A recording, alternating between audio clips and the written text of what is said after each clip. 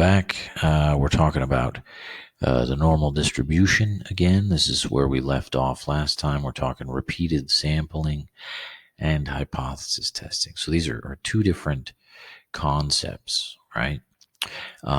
So far, we've been running normal distributions where we generally ask questions like, what's the probability of getting, if you pull a single object, for example, what's the probability if you pull a single object, probability of getting 6 or more as a measurement, or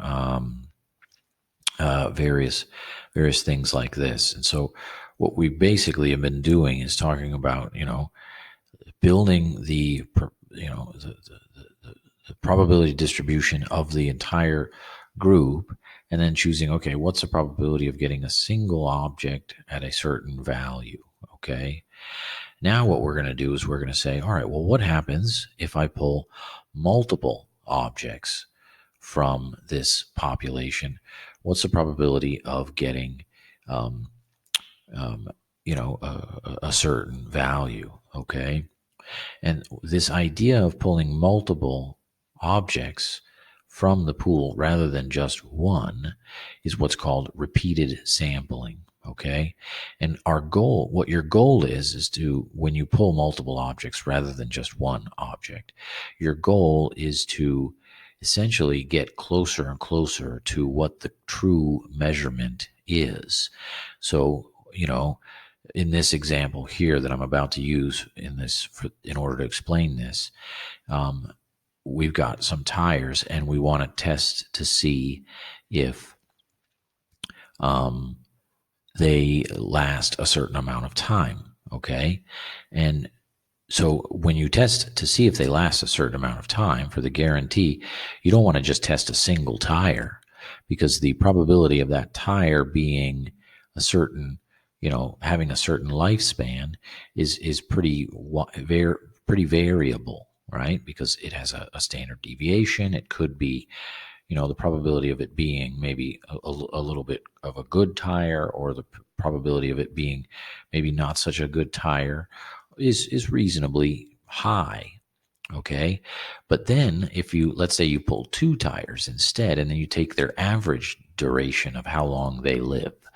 Now the probability of you getting 2 bad tires, for example, is a little bit less, because maybe you'll get a good tire and a bad tire and they'll average out to a nice. Now let's talk about maybe pulling 3 tires, right? What's the probability of getting 3 bad tires? Well, that's starting to get a bit lower, right?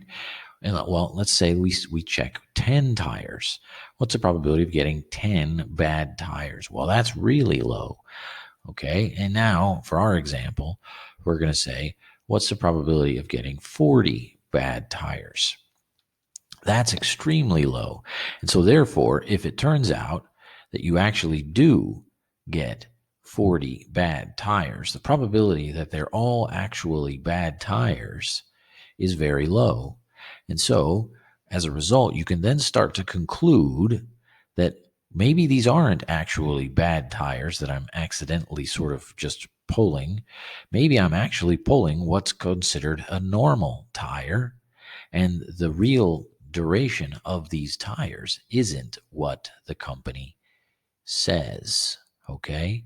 So that's kind of like an overview of the major concept of what we're about to do. Okay. So if you want, maybe you can listen to that again a couple of times so you can kind of have that in your mind. All right. So basically what we're going to do is we're going to run a distribution, a probability distribution, a normal distribution here. So let me just read this here. Repeated sampling. It's if you take many samples from a population, you find each of these samples averages. You get a bunch of averages. Theoretically, these averages, right? You can do this with multiple samples, right? And you find the averages that you get, they should be, you should find that the average of the samples is equal to the actual population average. Okay. That's what theoretically happens, right? But you should also find that the average of the standard deviations is equal to the ratio of the population deviation, standard deviation, and the root of the sample size, okay? So this little formula here that I'm highlighting in yellow is an adjustment that we're going to have to make, okay? This standard deviation here that I'm hovering over now is the standard deviation of, you would say, consider just like pulling a single tire out, okay? But if you pull a large sample of tires out instead, then you're going to have to do an adjusted standard deviation, and that's what this is here. And it's adjusted based on your sample size down here, root of n. So theoretically, the larger n is, the smaller your standard deviation is. Remember, a small standard deviation is going to pull our probability of getting far away from the average. It's going to pull our probability of getting farther away from the average. It's going to pull it down. So it's going to be very improbable that I am far away from the true average if I pull a large sample. Okay, let me say that again. This is the standard deviation of a single tire. This is the standard deviation of a group of tires, size n. Okay, and what this is, as n becomes larger, meaning I pull a larger and larger sample, this standard deviation value moves down algebraically because I'm dividing by a larger and larger number. So this, if I divide by a large number, I become smaller. If this standard deviation becomes small, this one right here, what that means is when I go and I use it in my z-score formula, you guys know the z-score formula.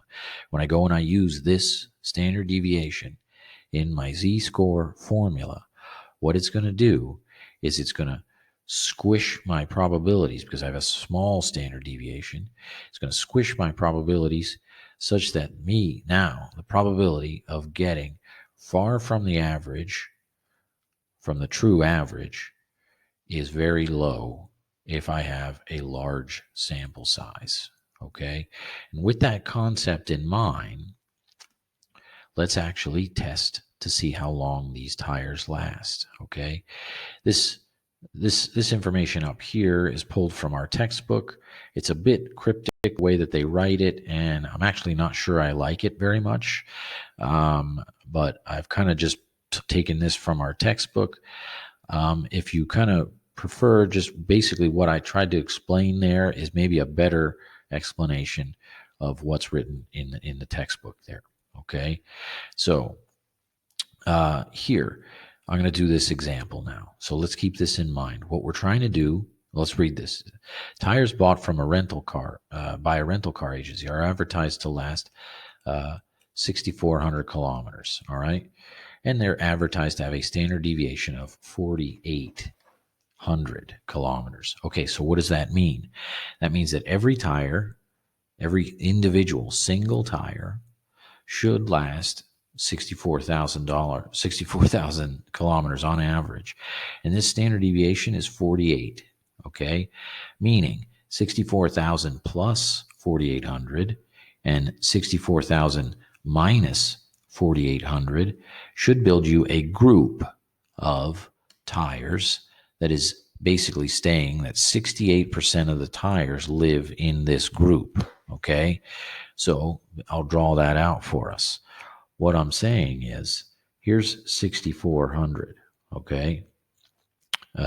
64,000, sorry.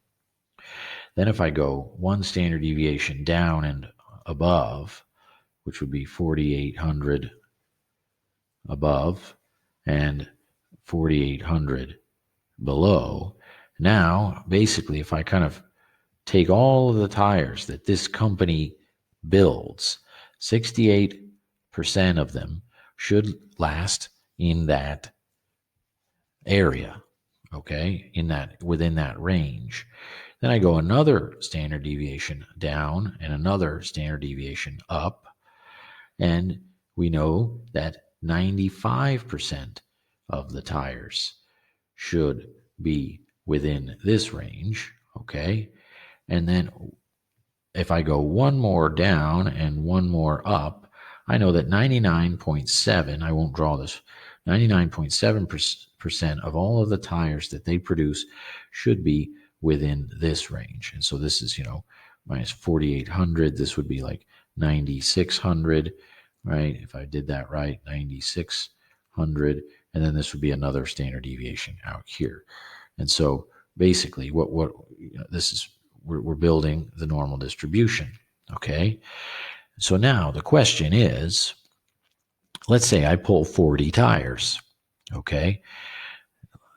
Which is what we're about to do. We're going to say, I'm going to pull 40 tires. Okay. And I'm going to see where what happens. Okay. So let's see. Let's assume that the mechanic got 62,500 for his 40 tire sample. All right. So that would be somewhere around right here. Okay. That's okay if you pull a single tire. All right. Me pulling a single tire and me getting a lifespan of 62,500. Is that what that was again? Sorry. Yeah, 62,500. This is a pretty reasonable probability. Matter of fact, we could really quickly figure that out by doing 64,000 minus 62,500 over 4,800 is equal to some z-score, and we end up getting a percentage. Let me pause the video, and I'm going to really quickly crunch that number real quick. Okay, so I'm back here. I crunched that number. I've got a z-score of negative 0.31, and I think it was 38%. I didn't write it down. Let's just assume that was 38%. So 38% and a negative 0.31 for my z-score. Oh, maybe it was 34%. Shoot, I can't remember. Whatever the case. So basically what this means is, what's the probability for getting a single tire of 62,500 kilometers or less? Okay. Now, the question remains is, well, shoot, what happens if I, try and pull, what's the probability of me getting, more than one tire that averages to 62,500, right? So, because this is 38%, which is a pretty reasonable probability, okay? It's pretty reasonable that one tire is going to last 62,500, okay? So now, let's go back to the actual question. Remember, it's reasonable that a single tire could last 62,500. But now, our question remains is, what's the probability that a total of 40 tires should average out to a 62,500? That, in your opinion, in everybody's opinion, maybe who's listening to this, you might think to yourself, well, that seems like a bit weird, because some of those 40 tires should last more than 64,000, which is the average, and some of those tires should last less than 64,000. Okay, and so therefore, if I average those 40 tires out, they should pretty much theoretically average out to 64,000. Okay, so, but what happened is the actual guy took a sample and he got this. All right, that's what actually happened. All right, so let's go to this. So this now enters in the second concept, which is the hypothesis test. And so that's what we're about to do. All right. The idea of repeated sampling is what I just covered. Okay. And I also spoke a little bit about hypothesis testing. We're about to test the hypothesis. The hypothesis is that the tires last 64,000 kilometers. Okay. That's the hypothesis. And the alternative hypothesis is that the tires do not last 64,000 kilometers. So oftentimes in statistics, you write down two hypotheses. Hypothesis 0, and The alternate hypothesis is sometimes called 1, okay? The original hypothesis is that the tires last 64,000 kilometers. The tires don't last. Oh, I'm having trouble writing.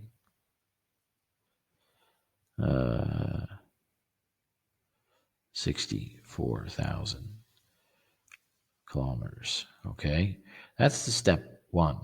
State your null and your alternate hypothesis. Okay, the null hypothesis meaning the hypothesis that you are testing against. So we're testing against the idea that these tires last 64,000 kilometers. Okay. And then the alternative hypothesis is basically the only other possibility. If the null hypothesis is not accurate, then it's basically the opposite hypothesis. All right.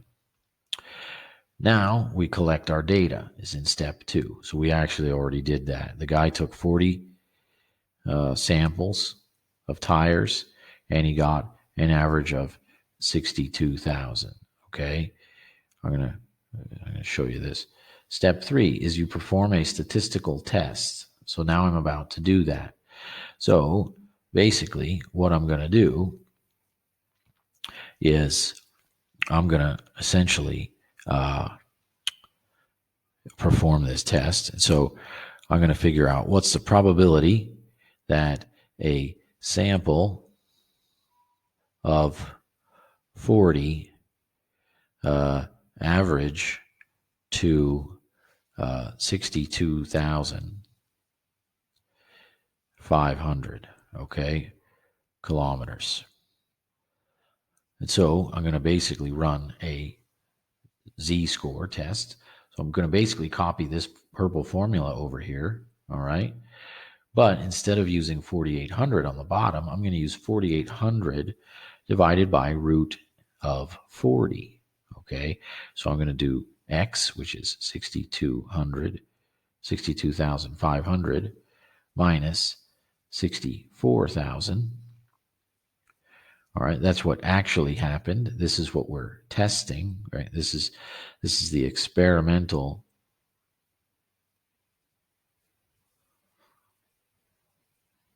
data, right? Experimental spelled with 2 E's apparently in the front. And this is the theoretical sort of like the theoretical information, right? What the information that's thought to be true, all right? And now this is what actually happened. This is what was supposed to happen, right? In a way. So let me just repeat that. This here is what actually happened, and this is was supposed to happen. And then we note that the company, the tire company, did claim that they do have a 4,800 standard deviation, but we took a sample of 40, and so therefore that standard deviation needs to be adjusted, because this is the standard deviation considering that you're pulling a single tire. And so now you end up running this as your z-score and your percentage. So this is my z-score and my percentage, all right? So let me just quickly calculate that z-score there, and let me hit pause. So I got a negative 1.98 for my z-score. So that's a negative 1.98. I'm going to do negative 1.98. Here it is, 2.39%. 2.39%. Let's go back. All right, so I wrote that down. It's a 2.4% chance. I just rounded that up to a 2.4 right here. All right, so let's again talk about what we did here. We took a sample of 40 tires. Turns out that sample at a 62,500. What was supposed to happen is theoretically they were supposed to average to 64,000, right? continue. But in reality, the actual sample averaged out to 62,500. Well, we know that there was an allowable standard deviation of 4,800 as published by the company, right? But because we ended up taking a sample of 40 tires instead of just one, we had to adjust that standard deviation, and we ended up getting a different z-score, and we end up with a 2% chance. So what does that 2% chance signify? The 2.4. Basically, what that means is we're now going to decide whether or not the whole null hypothesis is supported or refuted. So we're going to do that right now. There was a 2.4% chance that our sample of 40 would produce an average of 62,500, if the true average, that's supposed to be true average, is 64,000. Okay, so therefore, since that percentage 2.4 is pretty low, we can kind of start to believe that the 64,000 is not the actual true average lifespan of the tires, because our sample, the probability of of our sample producing such a lower average, this lower average, the probability of our sample producing this low average is only 2.4%. And so therefore, our final conclusion is that our experiment, our sampling and everything, does not support the idea that the tires last 64,000. Okay, so the null hypothesis, right? Well, I guess I'll write it in a math way. So therefore, it's 3 dots. HO is not supported. Okay, why? Because 2.4% is too low.